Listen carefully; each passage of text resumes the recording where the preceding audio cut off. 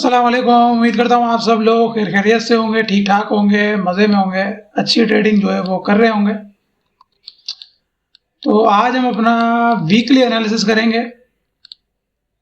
अच्छा, गोल्ड का जो हमने लास्ट टाइम एनालिसिस किया था, मैंने आपके सामने ये एरिया बनाया था, ठीक है।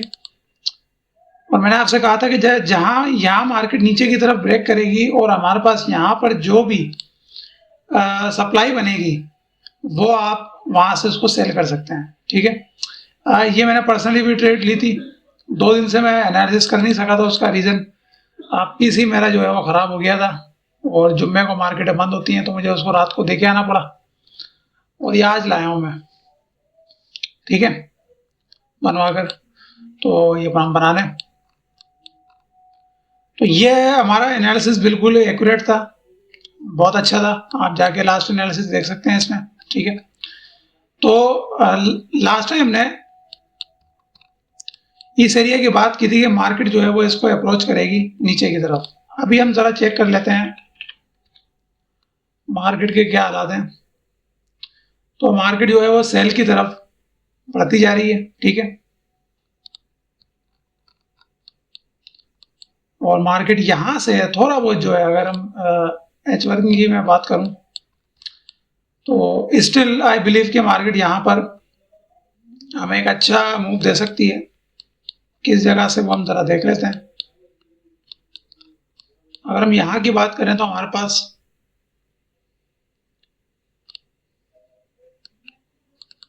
ये एरिया मौजूद है, ठीक है।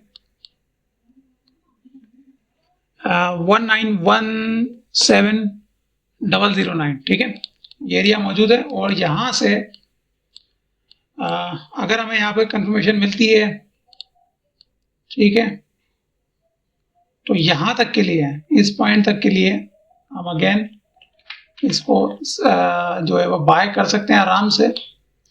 और मार्केट जो है हम यहाँ पे सेल भी कर सकते हैं। अभी यहाँ पे क्या सूरत हाल है, जरा हम देख लेते हैं। हमारे पास हाई भी है, हमारे पास लो भी है। इस एरिया को मैं जरा सॉरी इसको मैं रिमूव करता हूँ।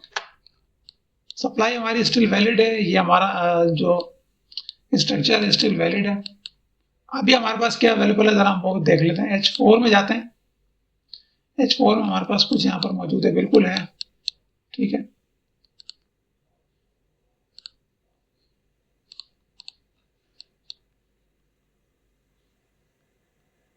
पहले हम इस जोन को जरा मार्क कर लें,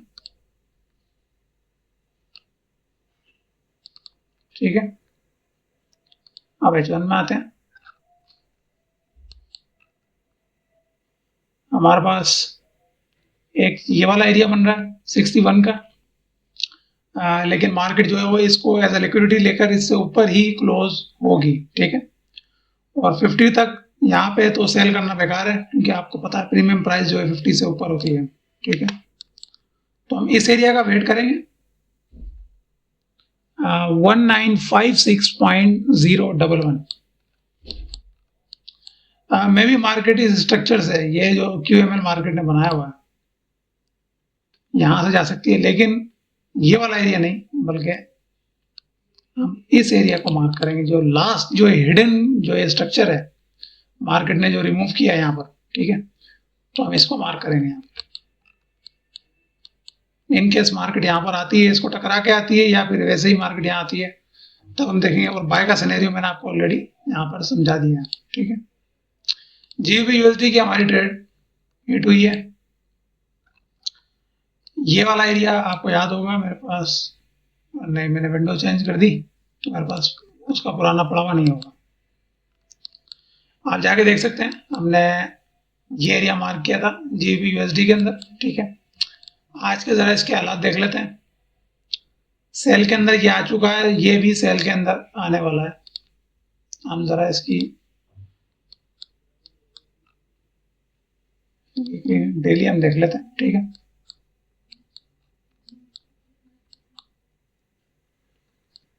तो डेली में हमारे पास स्टिल एक ये वाला एरिया नीचे मौजूद है, बल्कि इसको इससे मार्क करते हैं। आपको याद होगा मैंने इस लाइन के बारे में आपको बताया था कि ये हमारे लिए एज ए लिक्विडिटी जो है वो ये काम कर सकती है, ये वाला एरिया। ठीक है, ये नीचे पूरा जोन है डेली का। इसी के अंदर H1 के अंदर M15 के अंदर हम देखें, आप अगर हमें यहाँ पे कोई नजर आता है, नहीं M15 में तो कोई नहीं है।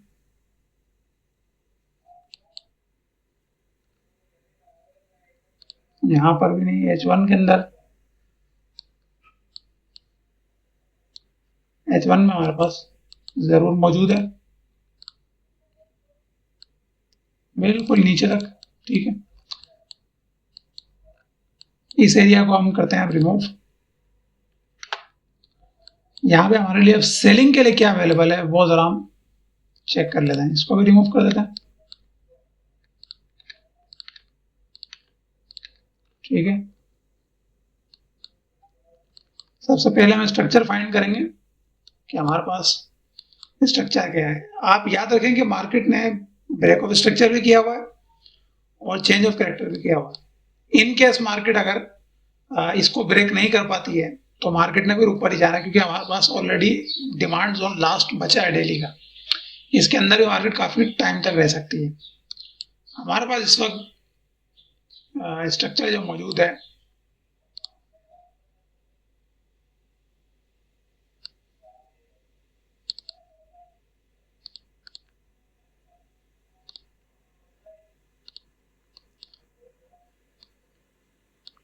ठीक है, पहले मैं जरा लगा लूं। ठीक है, इससे हमें जरा आसानी हो जाती है।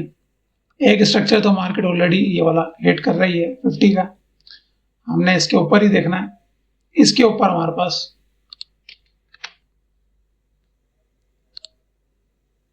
ये एरिया मौजूद है।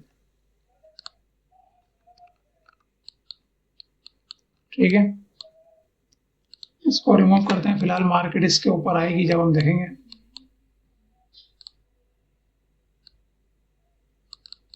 ये हमारे पास लास्ट बाय कैंडल,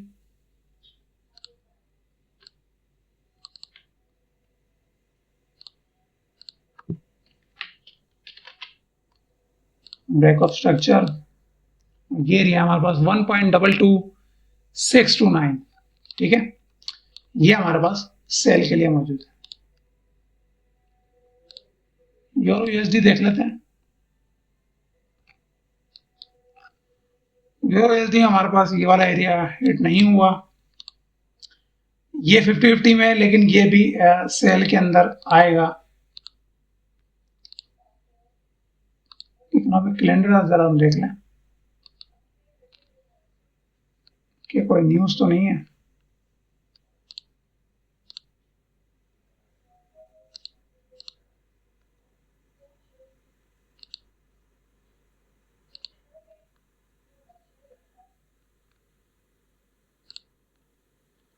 इसको अप्लाई करते हैं। अच्छा जी, आज की तारीख है 11, तो इवेंट आ रहे हैं 13 को।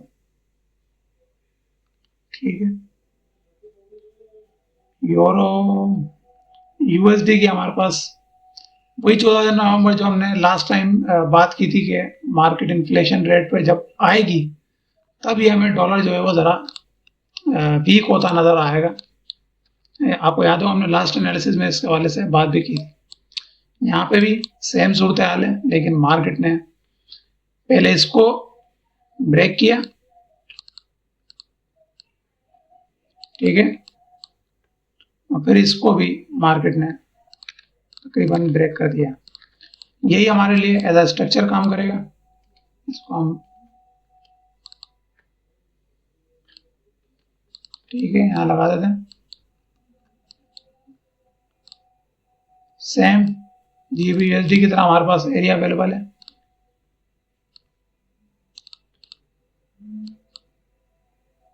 और यहाँ पर हमारे पास क्या कहते हैं,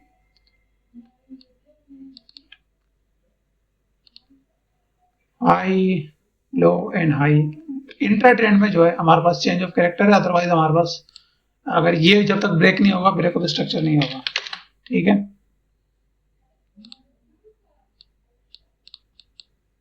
ये एरिया है 1.06993 और सेम यहाँ से हमें सेल मिलेगी तो हम यहाँ तक के लिए इसको एज अ टारगेट इसको यूज कर सकते हैं, वरना मार्केट इसको ब्रेक करती हुई चली जाएगी। इसको हम यहाँ पे सिर्फ लाइन लगा देते हैं, ठीक है।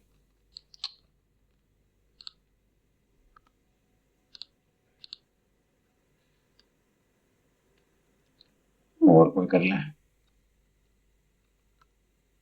जीबीवाई कर लेते हैं।